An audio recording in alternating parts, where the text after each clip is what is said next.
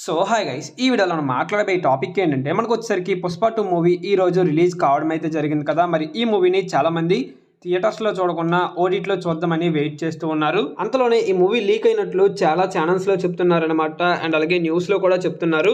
మరి ఇది ఎంతవరకు నిజమో ఏంటనేది చూసుకున్నట్లయితే ఈ మూవీకి సంబంధించిన ప్రింట్ లీక్ అవడం అయితే జరిగింది. హెచ్డీ ప్రింట్ కాకపోతే వాయిస్ అయితే అస్సలు బాగాలేదనమాట.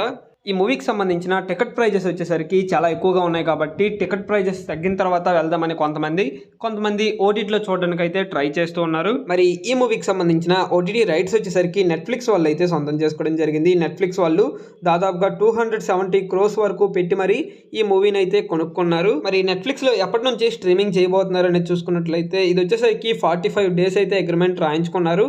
కాబట్టి ఈ మూవీ మనకి పండక్కి అంటే మళ్ళీ జనవరి 15న మనకి స్ట్రీమింగ్ అయితే చేయబోతున్నారు నెట్ఫ్లిక్స్లో. మరి ఈ మూవీని మీరు ఎవరైనా టికెట్ ప్రైజెస్ చూసి థియేటర్స్లో కాకుండా ఓటీటీలో చూద్దామని వెయిట్ చేస్తున్నట్లయితే మనకి ఈ movie January 14th or 15th నెట్ఫ్లిక్స్లో స్ట్రీమింగ్ అయితే చేయబోతున్నారు. ఓకే, ఇంకేమైనా ఈ మూవీకి సంబంధించిన అప్డేట్స్ వచ్చినట్లయితే మీకు వెంటనే అప్డేట్ అయితే చేస్తాను. ఓకే, నెక్స్ట్ మరో ఇంట్రెస్టింగ్ వీడియోతో కలుద్దాం. Thanks for watching.